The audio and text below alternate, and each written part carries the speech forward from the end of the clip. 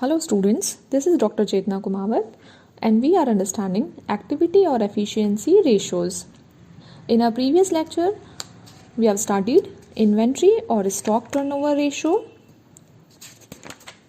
debtors or receivables turnover ratio, average collection period, creditors or payable turnover ratio, etc. In today's lecture, we will understand some more turnover ratios. So let's begin with the total assets turnover ratio.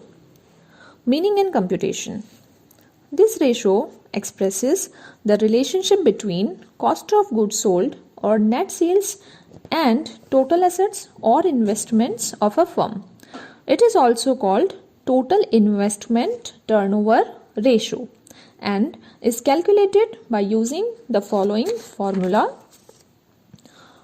Net sales or cost of goods sold divided by total assets. Total assets mean all fixed and current assets, but the provision for depreciation is adjusted in it. A few experts exclude fictitious assets like preliminary expenses, underwriting commission, discount on shares and debentures, etc., but include intangible assets such as goodwill, patents, trademarks, etc. But in practice, fictitious assets are excluded and intangible assets, if they have realizable value, are included. The figure of net sales can be used where information regarding cost of goods sold is not available. Interpretation and significance. This ratio indicates the number of times the assets are turned over in a year in relation to sales. A higher total assets turnover ratio is the indicator of effective utilization of investment in assets, whereas lower assets turnover ratio indicates that assets are not properly utilized in comparison to sales. Thus, there is an overinvestment in assets. Extremely high ratio means overtrading in businesses. Number 5, fixed assets turnover ratio. This ratio expresses the relationship between fixed assets, less depreciation, and net sales or cost of goods sold. Since investment in fixed assets is made for the ultimate purpose of efficient sales, the ratio is used to measure the fulfillment of that objective. As such, investments are excluded from the fixed assets as they do not affect sales. It is calculated by using the following formula: sales or cost of goods sold divided by fixed assets minus depreciation. Interpretation and significance. This ratio measures the efficiency and profit earning capacity of the firm. The higher the ratio, the greater is the intensive utilization of fixed assets.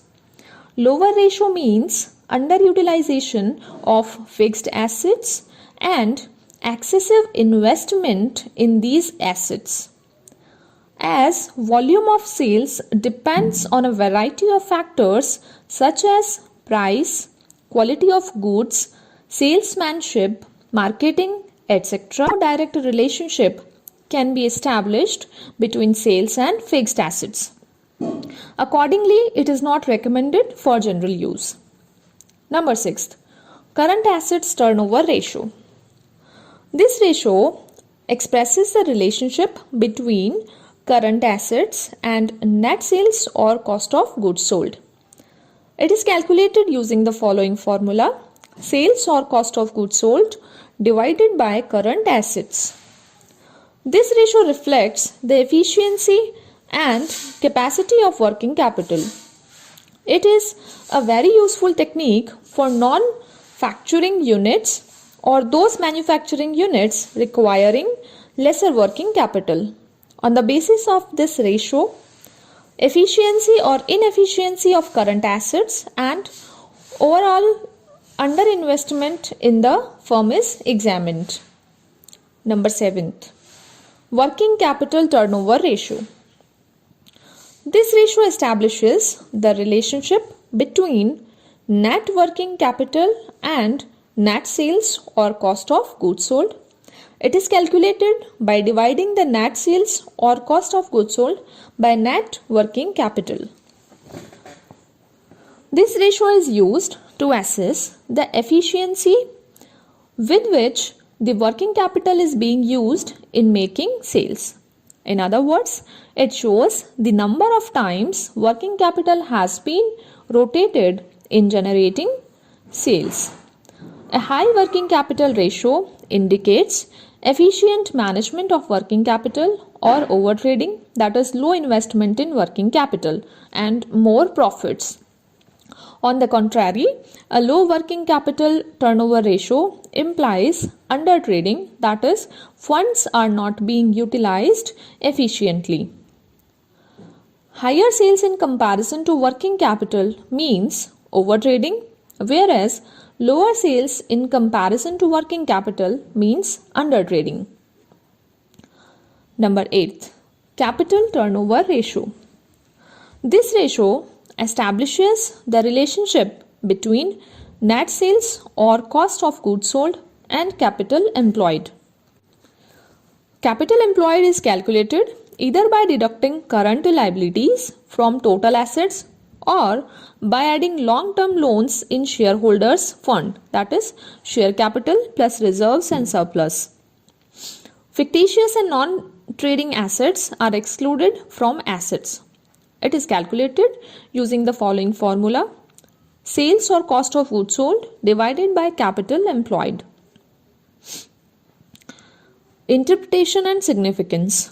The efficiency and effectiveness of the operations are judged by comparing the sales or cost of sales with the amount of capital employed in the business and not with the assets held in the business. Therefore, this ratio is a better management of efficient use of capital employed. Efficient use of capital symbolizes profit earning capacity and managerial efficiency of the business. A higher ratio indicates the quicker rotation of capital to generate higher sales, which leads to higher profitability. On the contrary, a lower ratio will indicate that either the capital is lying idle or the capital is not being used infinity to generate enough sales. No ideal standard can be fixed for this ratio, as turnover is different in different types of industries.